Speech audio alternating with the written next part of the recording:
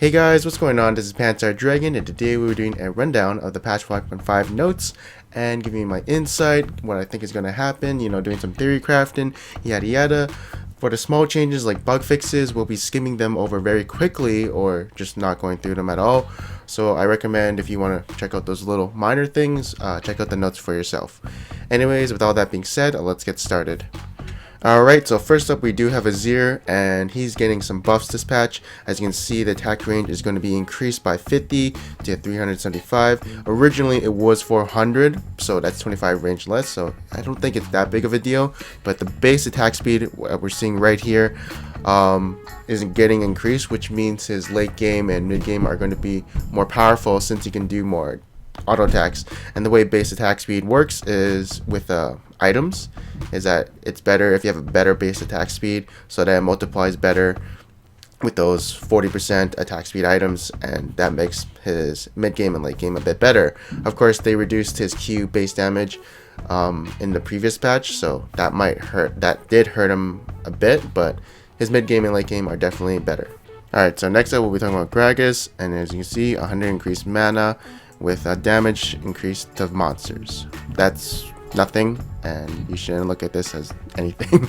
So let's move on to the next champion. So next up we'll be talking about Kassadin, and right here he's receiving some buffs. The mana cost on his R is reduced by 10. The range is increased by 50, and on every ranks of his R, it's reduced by 1 second of cooldown. So what does this all mean? I think Kassadin is going to be viable this patch. He won't be as strong as he was like 2 patches ago, just because when you look at all this, you have to remember with rock stacking does cost a lot of mana, especially at the last stack. And with this new mana cost, the last stack will be costing around 800 mana. And so, Kassadin, the old Kassadin, he had 700 range or something like that, and he was very mobile around the map. He didn't really have that much mana issues in team fights. So yeah, this is just a less powerful version. I think he's going to be more fun, of course, because 2 seconds, cooldown reduction 40%. You've probably seen the video. You can basically ult every second. It's really fun. You're teleporting everywhere, but of course that's going to cost a lot of mana. But yeah, I think he's going to be viable. Probably not as strong as before, and that's my final opinion. Alright, so next up we're going to talk about Lissandra, and right here she's receiving some nerfs to her Q, which is her, most used skill. So instead of having 75 damage, it's going to be 70, so that's 5 less damage at level 1, and it's going to be 30 damage per level instead of 35, so that's decently big, but she still does have her AP ratio, so as long as you get AP, you're good. And right here for competitive play, she's still probably going to be good because she's consistent. She has her ult to lock down people, has a lot of CC, can zone people, blah blah blah. But for competitive, still good. For solo queue, I probably think she is in the mid and top lane. Some people use her more in the mid lane now, but as a top laner, in my last top lane tier list, she was number 5. I think Rumble or Cannon is probably better than her as of now, so that's what I'm going to do. And yeah, let's move on to the next champion. Alright, so next up we're going to talk about Nautilus, and right here he's getting some minor nerfs to his W, but a huge buff to his E, and I'm going to be explaining why. So first off, what you're going to be looking at with W is you're going to leave it at level 1 until you get 5 points into E right now, because how powerful this is right now, and of course the nerfs coming to this. So you're looking at 30 damage and 9% maximum health at level 1 instead of 40 and 7%. Now cooldown reduction, instead of having it at 10 seconds at all rank, you're going to be looking at 5 seconds for team fights in mid game and late game. Mana cost does get decreased, slow duration is decreased too, and AP ratio. But 5 seconds in a team fight, having 40% CDR, that's a 3-second cooldown on your E. And the base damage on his E is actually pretty strong. So as you can see right here, magic damage per wave is 60 damage and then 100, and well, actually we're looking at this damage right here. So having this every 3 seconds, that's pretty good. That's pretty good, especially if you hit more waves onto enemies. That's 440. So in my opinion, he's going to be extremely strong in the mid game and late game. He might be the new OP. I'm not sure, but that's my theory crafting, and we'll have to see what's going to happen when he's live. So next up we're going to be talking about Nidalee, and right here her W is getting a small nerf. As you can see, instead of having current percent health damage, it's going to be just flat out Flat damage and AP ratio is going to be 0.2, which is pretty bad, so don't count on the AP ratio making up for that damage lost. And the only numbers you'll be looking at for the majority of the early game and mid game is this 40 and 10 and 10% health, because you never put points into it until the late game. Even then, it was still just a trap. It didn't do that much damage. But so right now this ability is just used for utility, and it does kind of hurt her early game clears. But the thing is, people were actually getting QE and then W, and then they bushwhack the walls or big golem, whatever. It's not that big of a deal. She's still going to be a strong jungler. It does hurt her clears just a little, but that's about it. In the end, she maxes out her Q anyway, so her clears are still good. And at level 6, her clears get phenomenal. So she's still probably going to be a good jungler. Alright, so next up we're going to talk about Shyvana, and right here comes a minor buff to her E. As you can see, it does more damage, 2.5% instead of 2% for each auto attack. That's procced on a marked target, so that's pretty good.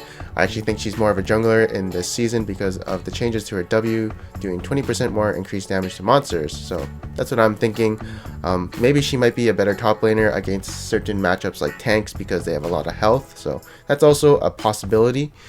And I'm gonna try, because of this buff, it kind of reminded me, she is a jungler. I'm gonna actually try her in solo queue, see how she is. I've actually seen some Shyvanas in solo queue. Rarely they've actually done good, you know, going to Devour. I think they went Blade of Rune King right after. They're fairly tanky, so I'm gonna check it out. And again, the combo with Blade of Rune King and maximum % health damage seems interesting, so we'll see. Alright, so right here, Scion is getting a nerf to his E and a buff to his Q. So what does this mean? Well, for starters, top lane Scion is getting a nerf. You have to be more conservative about your mana, make sure those E's hit, and not spam your spells as much. For the Q change, that means jungle Scion actually gets a buff, and of course level 1, since it's 1.95 instead of 1.8, it does more damage when you charge it up, but of course you don't usually charge it all the way up unless the enemy is actually totally stunned. So yeah, jungle Scion, as you can see, 45 mana at all ranks. This is what you usually max out when you are jungle. You don't really max out E. Instead, this is better for laning as it's a really good poke tool. So you'll probably still see him in the top lane since it's a minor nerf, but you might see more jungle Scion. Alright, so right here, Skarner is getting a teensy weensy buff to his Q. Plus 4 damage in total at all ranks of his Q. Really minor. And then right here, it's just a late game buff. Instead of having 20 damage per level, it's 35. So that's whatever, but this only happens at level 14, 15, 17, 18, since it's the last skill you level up. So yeah, he's still probably going to be crappy, but whatever. Maybe the new jungle item will make him better. Alright, Sona is getting a minor buff. As you can see, 100 mana at all ranks instead of 200, you know, whatever. Probably still not going to be top 5. And next up is going to be Tristana. So Tristana's Q is getting a small buff. As you can see, when you auto attack a target who has explosive charge, you do reduce the cooldown of your Q by 1 second. So that's up to 4 or 5. I'm not really sure, I don't play her. But you have to remember her Q is on a cooldown of 20 seconds. So that's a maximum of reduced to 15 or 16 or whatever. So it's just a small buff. Nothing major. I still think she's not going to be top 5 solo Q worthy. Alright, so next up we'll be talking about Trundle, and right here, Trundle is getting a pretty decent buff. The reason he actually fell off in the top lane, I think, is because of all these AP champions coming to the top lane. He was more better against tanks and melee ADs, and so since AP champions were coming into the game like Lissandra, Rumble, all these champions, there was no point to pick them. That's my theory, but right here, it seems like he's going to be a pretty good counter to Scion. Because of his R and stuff, but what I'm thinking is his level 6 is definitely increased since you're getting 20%. W is the last thing you max out, so you'll be getting that 20% healing amplification.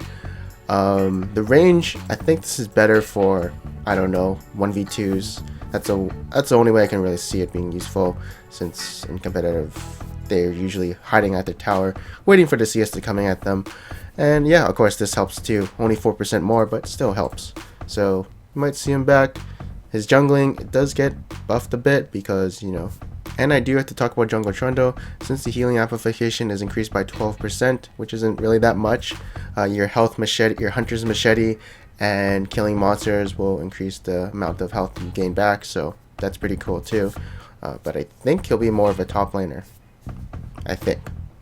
Alright, so next up is going to be Urgot, and right here we see an interesting buff to his W. So instead of nothing at all, it's going to be 8% of his total mana granted to add to that shield, but his base shield does get nerfed a bit. And what does this mean? Let's just say you have Mana Immune and Frozen Heart. So let's get the calculator and we go I don't know, 2000, because we have base mana too. It's probably higher, but this is pretty good for just doing simple math. So that's an increase of 160 shield to 220, so you're getting 100 shield more, let's just say. I don't think it's enough to cut it. The reason he was so good in, say, Season 2 is because of the armor and magic resist, how it worked back then and now.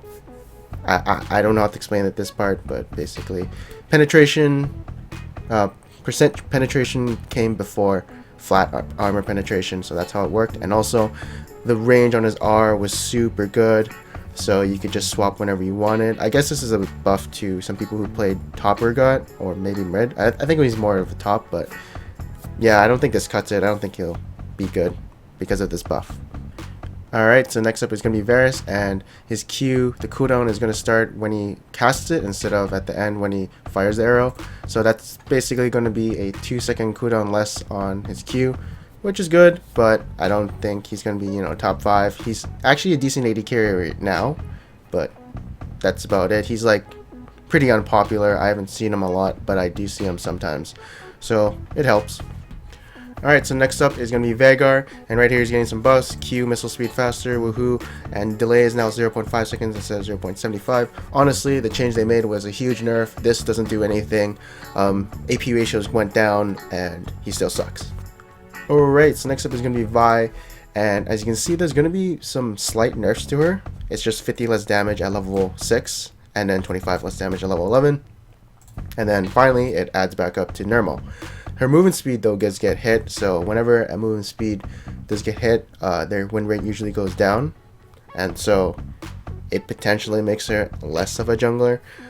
So she's right now my number 2 for top strongest junglers, but she might go to number 3 or 4. And I mean, 150 damage less on ultimate is pretty big, but I think she can still lock down people and kill people. So yeah, she's still probably going to be good. Nothing big nerfs were coming, so that's good. Actually, you might want to withdraw what I just said about, you know, Vi being number 2, because I think tank junglers are coming back in this game with that new item and some buffs coming to some of these tanks. But I'm not talking about Volibear, I'm talking about in general. But we will be talking about Volibear right now. So right here, refunds half of the cooldown if using a monster. So that's pretty good when clearing jungle camps. So instead of 18 seconds, it's now 9 seconds. You can spam it more. This is what you max out now. It's awesome. So I'm going to try him out in this patch. Pretty sure his clears are going to be much faster. We'll have to see. Also, not Devour. I think I'm going to go that new item. Alright, so next up is going to be Xin Zhao, and again, his W is getting a buff, and his E also gets a buff too. 40 damage per level instead of 35, which was like, I think this was like in Season 3 or 2 when it was super strong, but I think there's better junglers right now. So this is a small buff, I don't think it'll do that much, and right here, again, another small buff. You're looking at 2 numbers right here, is 26 versus 30 since you leave it at level 1.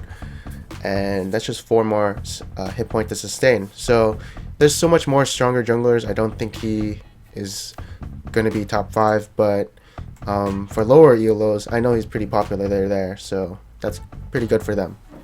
Alright, so next up is going to be Zac, and the 0.5 second knockback duration is increased to 1 second on his E, which does help a lot for ganks and locking people down, and of course team fights and setting those team fights up.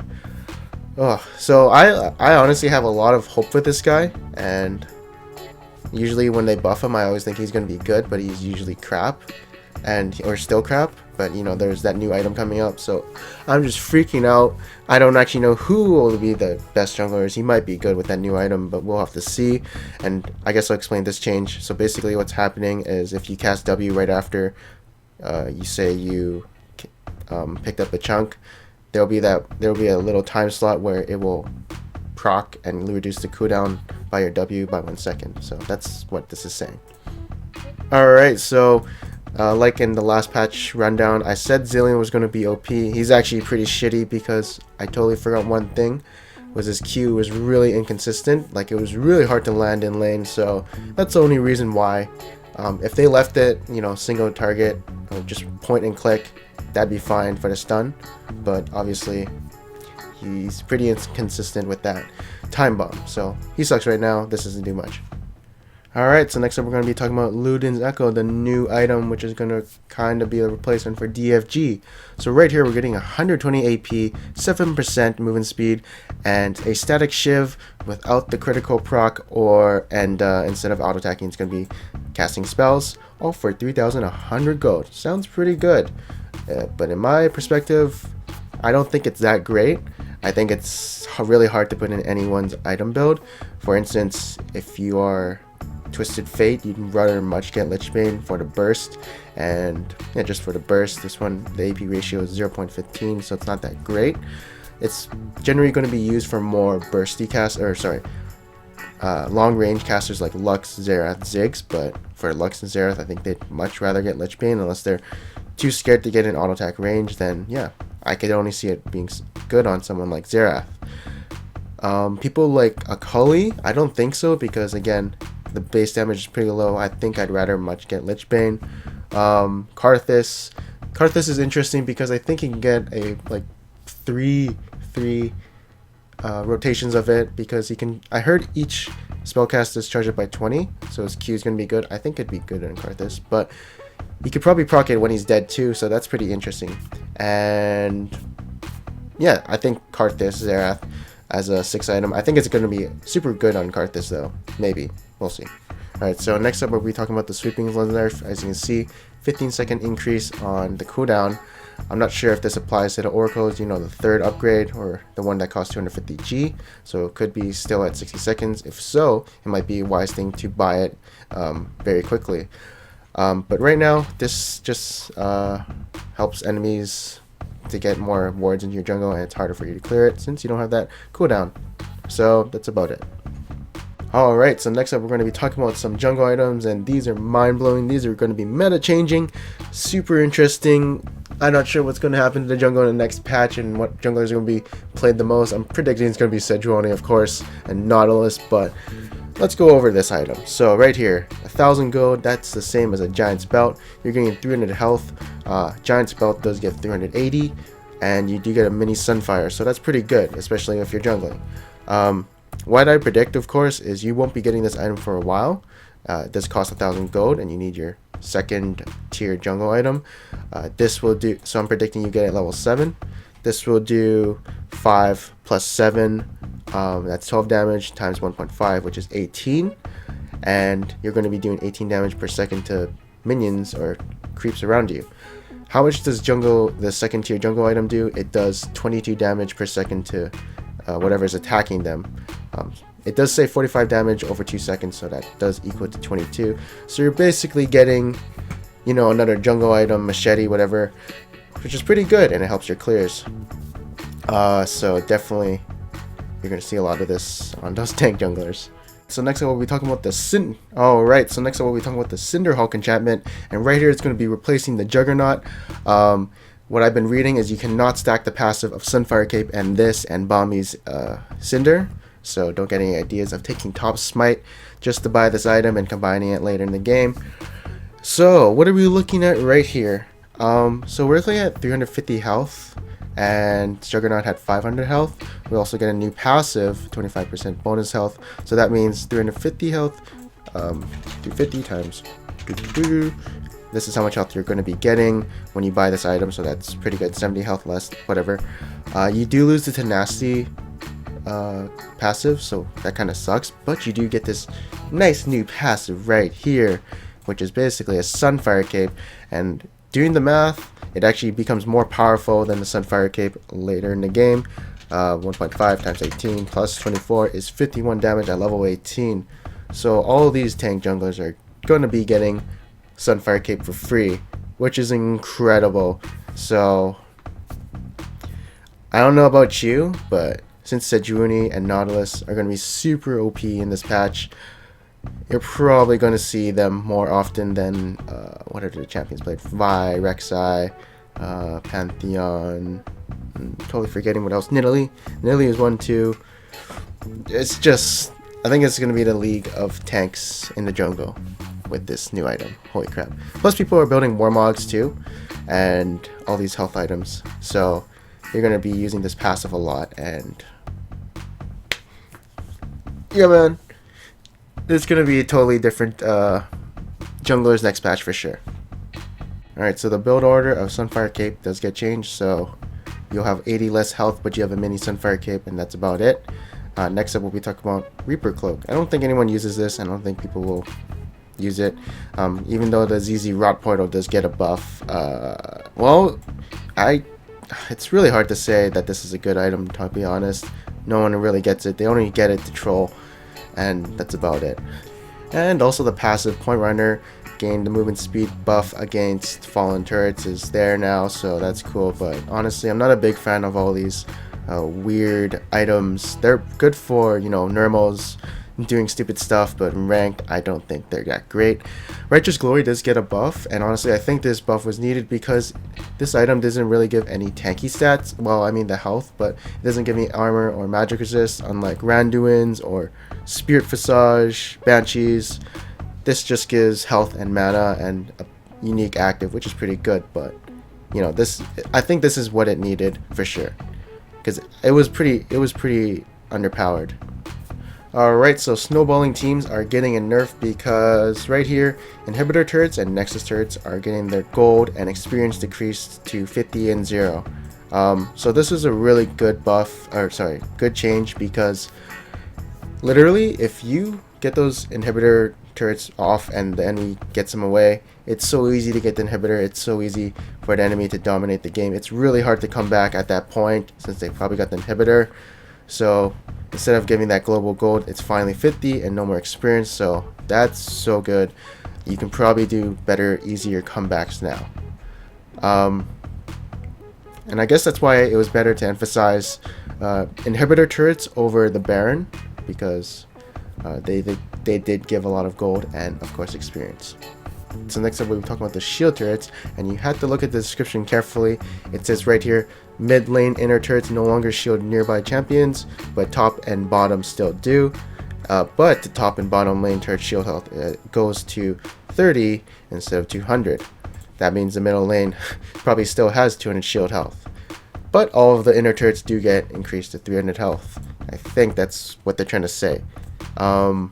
Yeah, so basically what I'm seeing is it's easier for one team to siege on people who are defending the middle inner turret. But for top and bottom, it's going to be relatively the same. And since you can dive onto the enemy and poke them out or whatever in the mid lane, that's basically it. Alright, so next up is going to be Minion Health, and it's actually pretty confusing what they're trying to say in these patch notes, but if you just read right here, it's basically minions get healthier, but the turrets still do the same damage to them, and they upgrade at 9 minutes instead of 10:30. So I think it's going to be either harder to one-shot them or something, I'm not sure, but I mean it's only like 3 health, 6 health, 9 health, and an additional 9 health every 90 seconds after or whatever. So I think you can still wave clear with champions like Ahri. I know Lux can't wave clear, she has to auto attack each of the back minions once to get rid of them. And that's about it. So next up we'll be talking about the jungle camps. Oh, finally, raptors do less damage. Yes, that means you can go golems red to wraiths instead of going to golems red, sometimes wolves, and then doing blue buff. So you can finally go raptors right after red buff, I think. And Grump gets a nerf, so that means, hey, bottom lane start doing Grump again, I think. Also, wolves do give more gold. That's good too. So next up we'll be talking about the Grump buffs, and honestly, I was doing some math, and I think this is actually a nerf to every jungler, even the tank junglers. Why? Okay, so basically, at level 4, what would be happening is you'd have 8 times 4, which is 32 damage, plus 4 of course. And right here, it says 10% of bonus health, not maximum health. So basically, I don't know, let's say you recall, get a ruby crystal, and you have the jungle item, or whatever. So you only have 150 bonus health.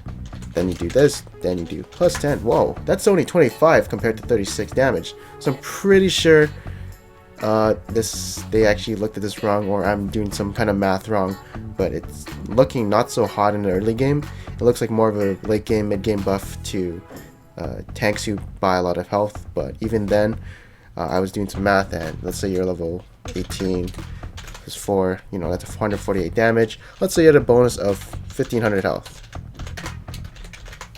Okay, so yeah, like 16 more damage, whatever. I actually totally forgot what my damage was. Yeah, so it's like 16 more damage. It's not that great. Can't say I'm enthusiast for this buff. And yeah, hope you guys enjoyed my insight. Hope you guys enjoyed my theory crafting. Hopefully this was helpful. Blah blah blah. I probably should stop saying hopefully a lot. Be sure to look out for Volibear, Sejuni, and Nautilus this patch. I feel like they're gonna be super strong. And of course the jungle tier list, be sure to look out for that next video and the next patch notes that I'll do. So thank you guys for watching this video, and I'll see you guys next time. Prince Royce, Big Snoop Dogg. What? She got me stuck on the feeling. She got me stuck on the feeling.